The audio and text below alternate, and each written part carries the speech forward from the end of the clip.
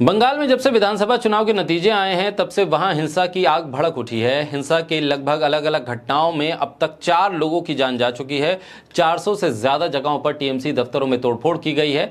जो रिपोर्ट्स आ रही हैं उसके मुताबिक 4 मई से अब तक कम से कम 1 दर्जन से ज्यादा जगहों पर चुनावी हिंसा से जुड़ी खबरें सामने आई हैं और न जाने कितनी जगहों पर यह हिंसा हो रही है। आसनसोल से गोधुली इलाके में टीएमसी के एक दफ्तर में तोड़फोड़ की गई, जबकि हावड़ा के दुमुड़जाला में एक दफ्तर को भी निशाना बनाया गया। टॉलीगंज, कस्बा, बरुईपुर, कमरहाटी, बारानगर, हावड़ा और बरहामपुर में टीएमसी दफ्तरों में तोड़फोड़ की खबरें सामने आई। वीरभूमि टीएमसी समर्थक, ट्यूनाउल बीजेपी समर्थक और इसके अलावा 2 और अलग अलग जगहों पर कार्यकर्ताओं की हत्या हुई। पुलिस के मुताबिक मंगलवार शाम कोलकाता के न्यू टाउन इलाके में विजय जुलूस के दौरान टीएमसी कार्यकर्ताओं पर पिटाई किए जाने के बाद भाजपा कार्यकर्ता मधु मंडल की मौत हो गई। वीरभूमि के नानूर में भाजपा कार्यकर्ताओं ने टीएमसी के कार्यकर्ता अबीर शेख की धारदार हथियार से हमला करके हत्या कर दी। संदेश खाली के नजात पुलिस स्टेशन के अधिकार क्षेत्र में आने वाले सरबेरिया अगरहाटी ग्राम पंचायत के बामन घेरी इलाके वार्ड नंबर 14 में देर रात राजनीतिक तनाव भड़ा उठा जब केंद्रीय सुरक्षा बलों के साथ पुलिस की एक टीम इलाके में गश्त करने गई तो उन पर कुछ लोगों ने गोली चला दी। आसनसोल पश्चिमी वर्धमान में देर रात आसनसोल के कोर्ट मोड़ इलाके में तृणमूल कांग्रेस के दफ्तर में आग लग गई। आग लगाने के बाद पुलिस वहां पर जांच के लिए पहुंची। इस पूरे मामले पे सयानी घोष जो टीएमसी के नेता हैं, सांसद हैं, उन्होंने लिखा कि मीडिया आपको 18 दौर की मतगणना के तीसरे दौर में ही भाजपा की जीत की खबरें दिखा रहा था, लेकिन ये खबर वो नहीं दिखा रहा है कि बंगाल में चुनाव के बाद किस तरह से हिंसा की खबरें आ रही हैं। बिकाऊ हैं सारे, जी हाँ, मीडिया को लेकर। क्योंकि मीडिया जिस वक्त काउंटिंग की शुरुआत हुई और शुरू भी नहीं हुई ईवीएम की काउंटिंग, तब से ही बीजेपी की जीत दिखाना शुरू कर चुकी थी। कैसे वहां पर एजेंटों को टीएमसी के वहां से निकाला गया उसको नहीं दिखाया, क्या कुछ हो रहा है हर राउंड में वो नहीं बताया गया, लेकिन एनालिसिस शुरू हो गया सुबह से ही।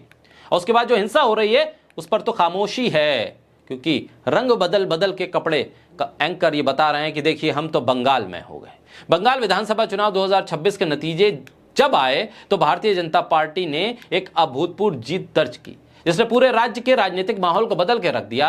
लेकिन इस बम्पर जीत के साथ ही बंगाल में एक नई हिंसा का दौर शुरू हो गया, जिसकी भयावता ने पूरे राज्य को झकझोर कर रख दिया। लगातार टीएमसी के दफ्तरों पर हमले हो रहे हैं, उन्हें आग के हवाले किया जा रहा है और हर जिले हर शहर में टीएमसी के कार्यकर्ता और नेता निशाने पर हैं, जिन्हें पकड़ा जा रहा है, मारा जा रहा है और उनके दफ्तरों को जलाया जा रहा है। यह हिंसा केवल टीएमसी तक सीमित नहीं है, बल्कि लेफ्ट पार्टी उनके कार्यकर्ताओं पर भी हमले हुए। इन घटनाओं में सीधे तौर पर बीजेपी कार्यकर्ता और नेताओं पर आरोप लग रहे हैं, उनके समर्थकों पर आरोप लग रहे हैं, जो खुले तौर पर इस हिंसा को बढ़ावा दे रहे हैं। कई जगहों पर नाम बदलने की कोशिश की गई, क्योंकि वो नाम मुसलमानों के नाम पर रखे गए थे, उर्दू नाम थे। पुरानी विरासतों को तोड़ा जा रहा है। लेनिन की मूर्ति पर भी हमले हो गए, जो राज्य की सांस्कृतिक और राजनीतिक इतिहास का अहम हिस्सा रही।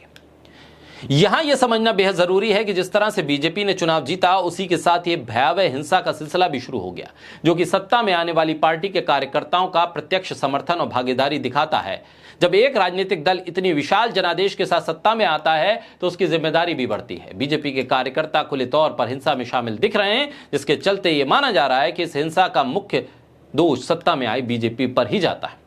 बीजेपी की जीत के बाद सत्ता के मद में उनके कार्यकर्ताओं ने हिंसा का सहारा लिया, जिससे न केवल टीएमसी बल्कि वामपंथी और विपक्षी दल निशाने पर आए।